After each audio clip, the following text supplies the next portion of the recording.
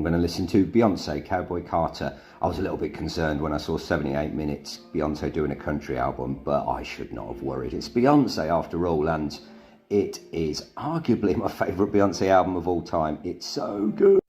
Track 1, American Requiem, as she says, if that ain't country, tell me what is. You just know you're in for a good time straight away. The voice, the obvious love she has for country music just comes along, and it's just got everything an opening track needs. Track 2, the Beatles cover, Blackbird. I got some stick on this online. I saw some on Facebook, you know, oh, Harrison will be turning in his grave or whatever, but no, they're wrong. It's a beautiful version, beautifully made.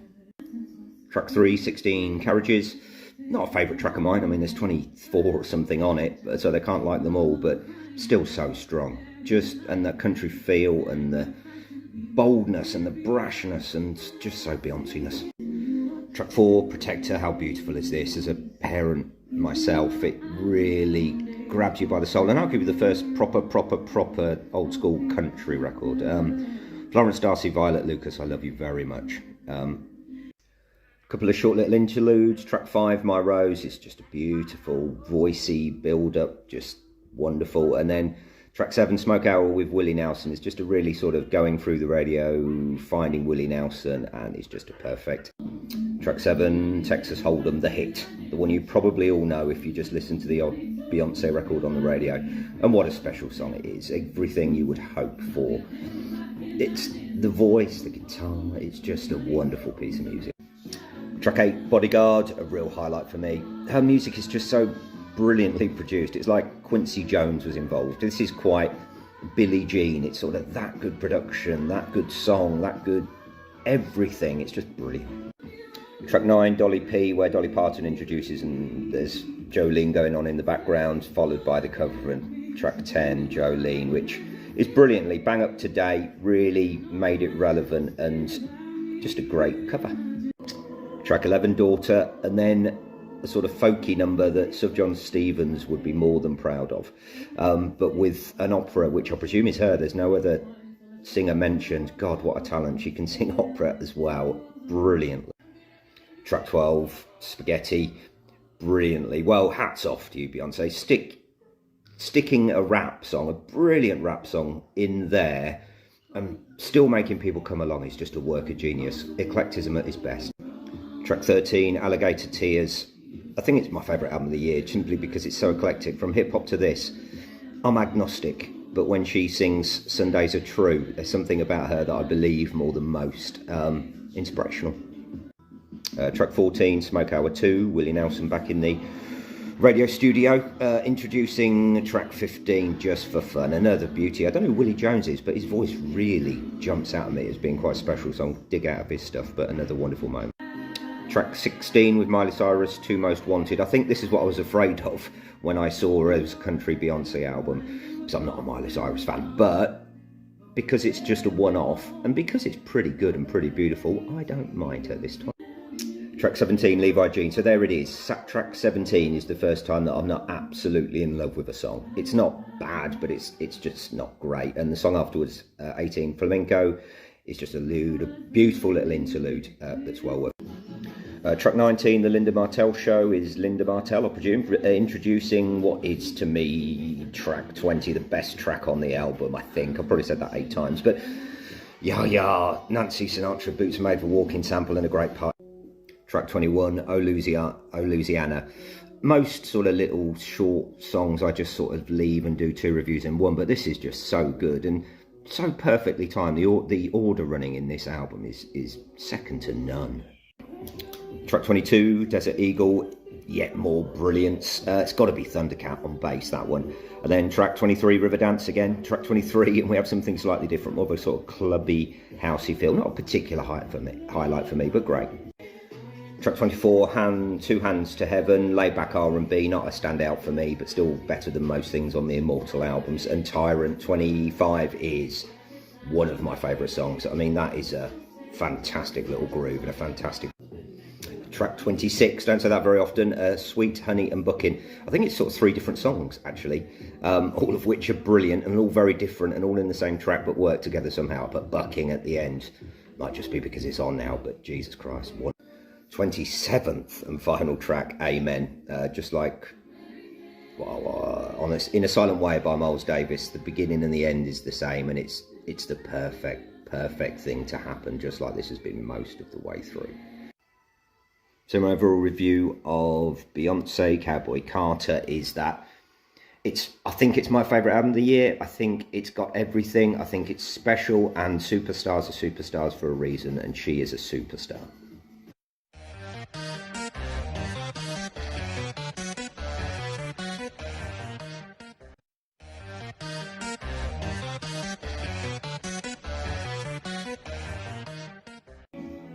BKtherula, presume that's how it's pronounced, LVL5 P2. I really like this. This will be my 9th listen. It's pretty full on, it's short, it's to the point, and there is some great stuff on it. Track 1, Code. There ain't no messing around at the beginning here. It's just straight in with big bass that hits your chest. If there's somebody else in the room with you, they may well ask you to turn it down. I will ask you to refuse to turn it down and ask them to listen to it a little. Track 2, none. Not a great choice for track 2 for me. One of the weaker tracks, but track 3, Tatty. This is a hit. Nice and cheeky in a sort of Nicki Minaj at her cheeky best way. And yeah, hell of a beat. A lot going on in a short space of time. Love. Track 4, Boy. Another one I really like. It's the first steps into the R&B sound. And she can sing as well as rap. Wow, double fret, probably triple fret. I don't know if you can dance or not. But yeah, really good. Like the Tierra album recently. There's some. Track 5, another big highlight, Shaking It with Cash Cobain, who's only just come into the song with a minute to go. I was not going to make this an album of the year because I've got so much female rap, but sod it, I am. This is just so good. Track 6, Just Make Sure. You can tell a really top album because every intro makes you go, oh, I like this one, and look forward to the next few minutes. And this song is a belter, this song is a cracker, this is immense. Track 7, Wish You Was a Crew, good minimalist, minute-long cracker, so much intelligence. And track 8, Insane. If this was on a Kendrick Lamar or an early Kanye album, it would still fit in, it's that good. Track 9, Crayon. So is often the case, the biggest hit on Spotify is the one that didn't really stand out for me. And track 10, Woman. A pleasant enough groove, still great, but maybe a slight dip in the album. Track 11, Feathers, again lost me a little bit, still very good. Track 12, Low the Way, that's back on track. This is a beautiful little song I've got going on here in the background. I do love her voice, proper superstar voice, got high hopes here. 13th and final track, Racks Up. She goes all Frank Ocean on us and she does it as good as Frank Ocean. Again, something a little bit different on what has been a fantastic album. Go and give it a listen. So my overall review of BKtherula LVL5 P2, which is not easy with drum and bass in the background, is that I love it and you should give it a listen. 2 superstars in 2 days, Tierra and now BKtherula. 2 wonderful.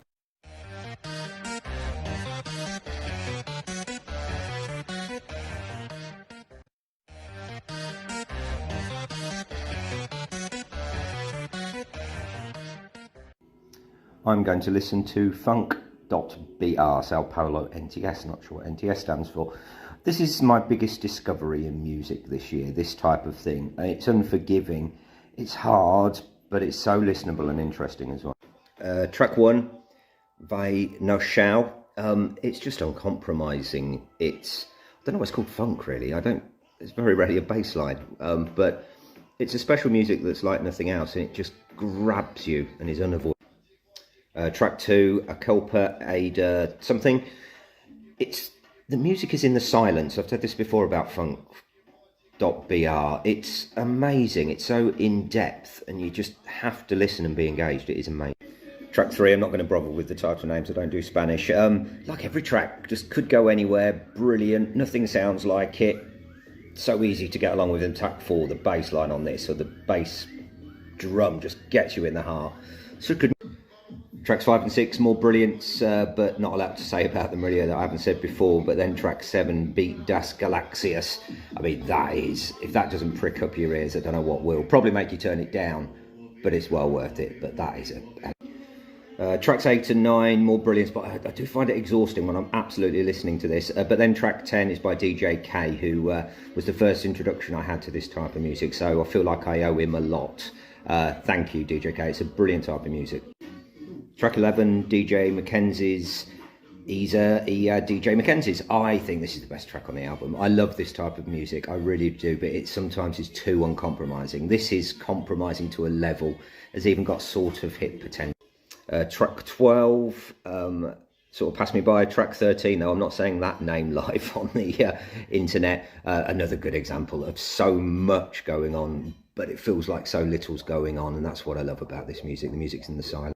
Tracks 14 to 16, it is sort of difficult to distinguish them though, but I want to be Brazilian at the moment. I think there's about probably 100 people in Europe or the States who would appreciate this the way that Brazilians obviously do. What a country, obviously. Track 17, 18 and 19. 18 is a real highlight, actually. I do like that one as well. Yeah, I'm obsessed now. I am way too old to go to nightclubs, but if the music like this was playing and I was in Sao Paulo, I've got to go. I've got to be there. I'll hide in the corner if I need to. Track 20 was good, but not a standout. But 21, best of both worlds from Brazil. It's like, could be their anthem, could be their way in. It's got pop sensibilities in its sort of strange way. But it's a very, very special song, actually. If I ever do a DJ set, it would probably open that. 22nd and final track, Piranha Perversa. What a way to finish the album. I mean, everything summed up in the end, you know, arms would be in the air. So yeah, last track for me, if I'm DJing this one. Absolutely spot on and brilliant on the whole.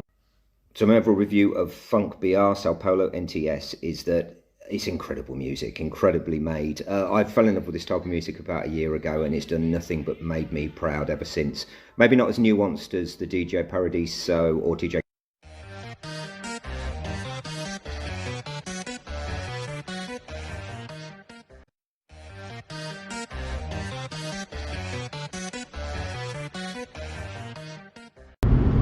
With 8 hours, 25 minutes left and 811 kilometres to Kolners, I'm going to listen to GroupTherepy, ADDENDUM. I really like this album. I know they're Disney kids, but I think this is one of the best hip-hop albums of the year. And I've got track 1, also called track 1. It reminds me of the intro to Kendrick Lamar to Pimp a Butterfly. Let's have a little mellow old track going into a barnstormer, which this next track that's coming up is. Track 2, American Psycho. What a good song. You know, it's a pop song, certainly the chorus, but you know, I think this is quality. I think if this was brought out by somebody of the quality of Kendrick Lamar, I wouldn't be surprised. Good start. Track 3, Smiles. Again, I'm going to try not to say it too often, but how Kendrick Lamar is this? It's like off the last album, Mr. Morale, which is a good thing. If you're going to have influences, have the best in the world, and Kendrick Lamar is that. I like it. Hot bit of drum and bass. It really does jump all over the place, this album. You never quite know what you're going to get, and this is sort of it sounds a bit Beastie Boys as they rap over a a drum and bass or jungle beat. Fantastic. Track 5, How I'm Feeling. Again, Kendrick Lamar, but on the more R&B side, and got a lovely 80s feel to it. Brilliant vocalist, I really like her. I think it's Jada Grace is the female member of the band, and she sings fantastic, as they all do. It's a nice... That's my check. Again, it's different R&B. It's more trap style, again, with the R&B and the hip-hop involved, but it really does jump all over the place in all the best ways, this album. I'm a fan. Nasty, full on in a pop way, good hip hop. Nice to hear the bigger beats come in a little bit later on in the album, and just more goodness, really. Hot bit of drum and bass. It really does jump all over the place, this album. You never quite know what you're going to get, and this is sort of it sounds a bit Beastie Boys as they rap over a drum and bass or jungle beat. Fantastic.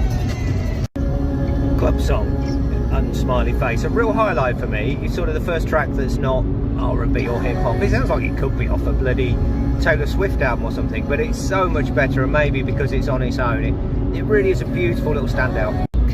Pink, I keep looking for a song that I don't like very much, so I can just sort of gloss over it, but I like every single track. This sort of sounds like it's going to be classic R&B, but then suddenly that Pink, bum bum bum bum bum bum bum, it's just absolutely brilliant. trunkpoppers.com.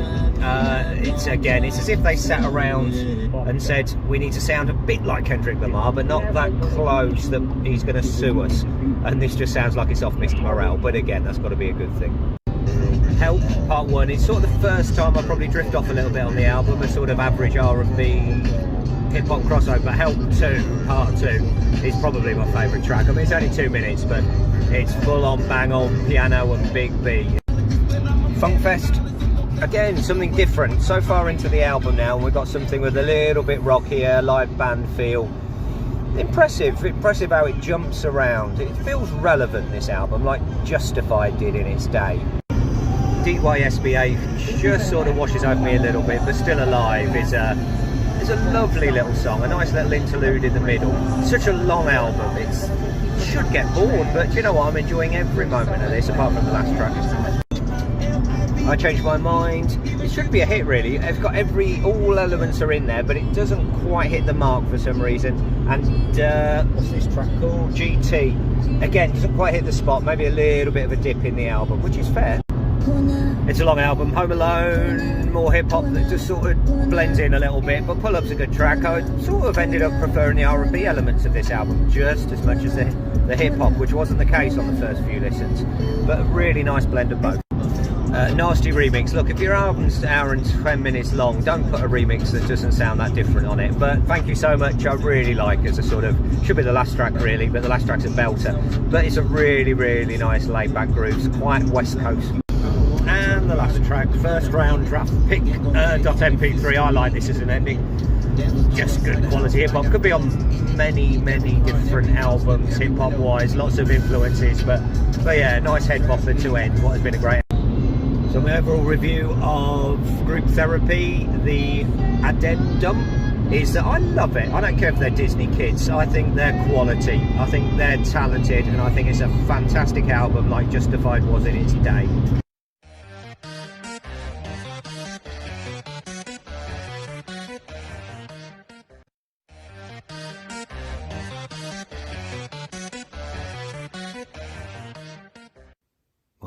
Dupont, Kintsugi, remakes of their classic tunes, recommended by a friend, and I'm glad I got into them. Somehow missed them. I sort of knew the name but didn't know much about them. Really glad I got involved. It's a great list. Track 1, Bent at the Window. I did give both the new and the old versions a listen, and both are wonderful, but I think this is slightly more wonderful. The production, everything that's going on, you can feel the influence they made and their influences since. Wonderful. Track 2, No Hands. First listen, I thought this was a new album, so I was thinking, oh, it sounds very much like Ariel Pink. He's been a big influence, but of course, it must have been the other way around. The Human League should do this. They should go back to their first few albums and remake it with the production. Track 3, He Saw the Light. I just said Human League, didn't I? And they do sound like Human League on this. They were probably around at the same time. These might have been earlier, so amazing. I'm hearing Depeche Mode as well. Everything that was good about 80s avant-garde pop in. Track 4, Not Such a Joke. Nice to hear the live bass. They sound a little bit like Happy Mondays does Gary Newman. The strings are from like a 90s house classic, and my hands were certainly up in the air. Such intelligent music. Just track 5, Top of the Pyramids. A little bit of a drop off in the album for me. Still great, sort of darker path. So it's Susie and the Banshees. Proper post-punk. Even heading down a goth path. A path full of goths, there's an idea. Track 6, The Light Goes Through My Mouth. Enough about the influences. How does it make me feel? It makes me feel nostalgic, engaged, slightly challenged, and entertained. It's quite... Track 7, Nice Boy. Making love to a nice boy. I thought it was making love to an iceberg. You could argue which is the better lyric, actually. I might even go with mine, but it's probably too late to change it. But the highlight for me, I do like this song a lot. Track 8, Your Passion. I mean, it's Throbbing Gristle and Sufjan Stevens all at the same time. Sorry, doing influences again. But there is so much in here, both before and after, that's been made it such an interesting listen. 9th and final track, Love on My Side. I do like a barnstormer to end, and again, another highlight for me. I want to sing these songs. Let's start a covers band doing these songs. I've got this right in my range, that is. Let's do it. Call me. My overall review of Martin Dupont Kintsugi is that it is brilliant music. I don't know if it's influenced by or it's influencer of, because it's remakes of old records that they did from the 80s, but whatever it is, it's a bloody good listen.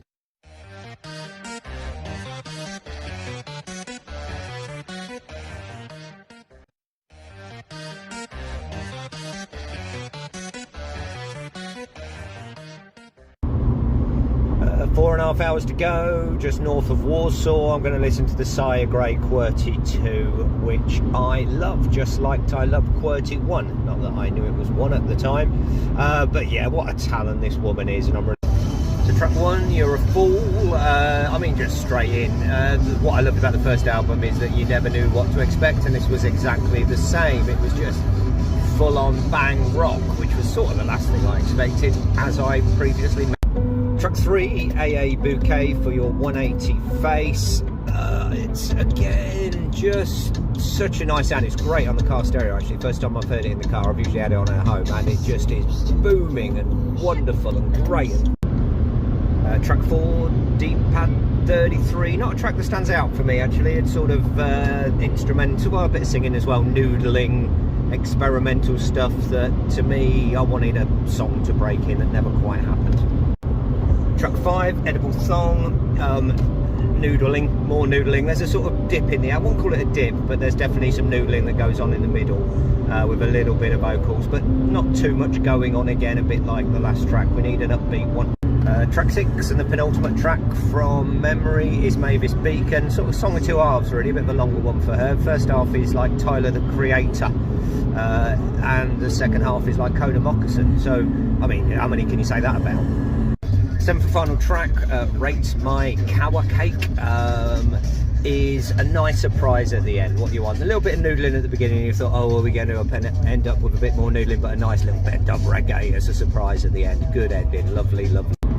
So my overall review of Sire Grey QWERTY 2 is that I love it. Not as much as QWERTY 1. It didn't quite have that staying power that had. There's maybe a little bit too much noodling, but well worth your time and so much under the surface. Give it a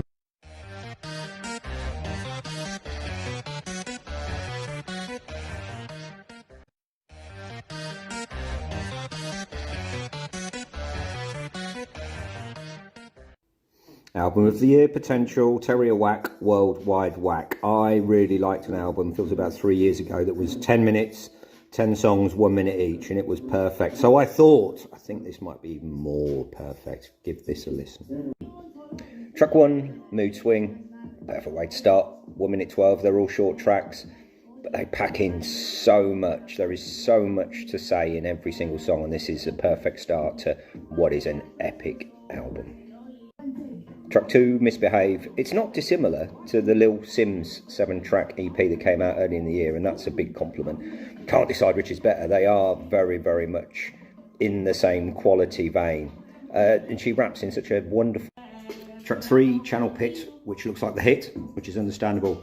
This is what the first album was all about, really. Such a unique sound, such a brilliant singing voice as well as rapping voice. And yeah, look at my head bopping. And naturally, Track 4, Numb, mellow, atmospheric, introspective storytelling.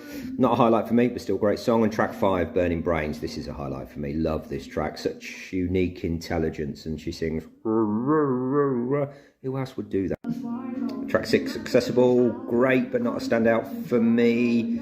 Maybe the album could start sounding a bit samey to the uninitiated, but things change on track 7, Imaginary Friends. A little guitar loop with some of the best storytelling you will hear this year.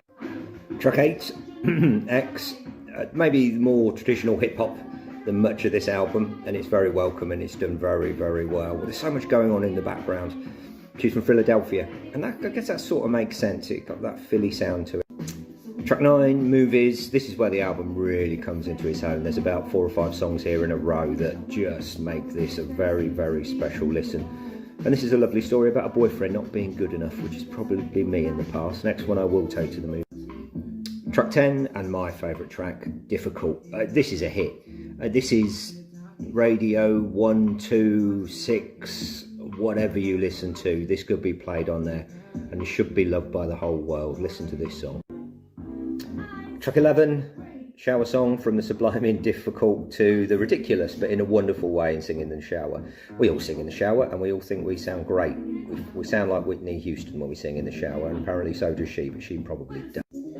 Track 12, Invitation. Again, this part of the album is just immense, and this is no exception. It's such a good head bopper.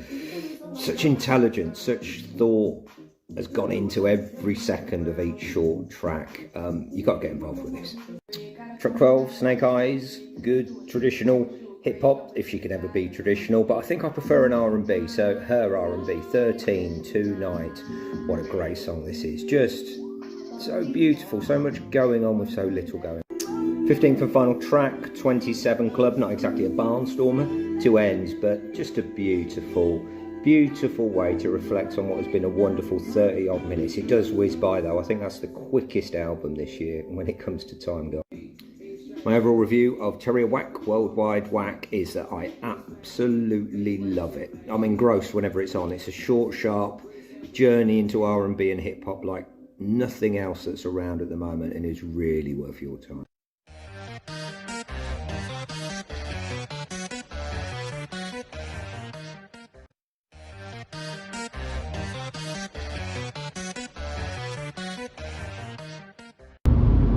Somewhere in the heart of Poland with 6 hours to go to Lithuania. I'm going to listen to 20th Century Remaster by the same name. It is a brilliant album. It was recommended or asked to listen to from a review. Very few. Track 1, the Invitational.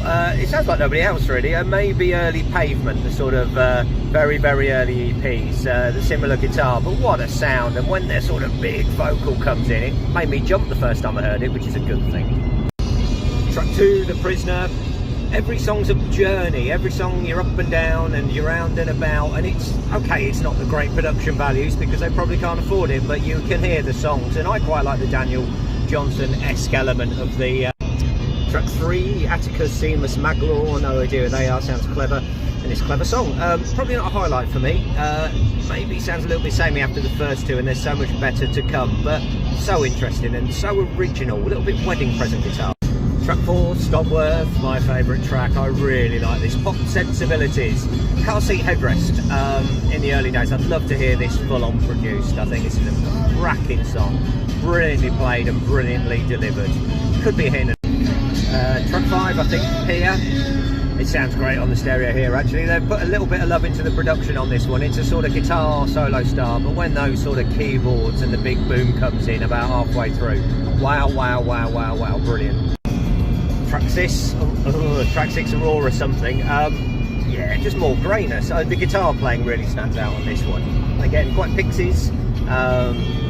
So many good influences, but an original and such a good one. 7th and final track, Berkeley. I do like a long, slow one to end, and you know, this is done in their style, sort of prog indie really. Really like the high-pitched voice that comes in. That was a nice surprise, and just a really beautiful song. So overall review of 20th Century Remaster. Epon album is I absolutely love it. Thank you for the opportunity. 14 listeners on Spotify. Disgusting. Go listen to it. They are as good as anything that's signed out there.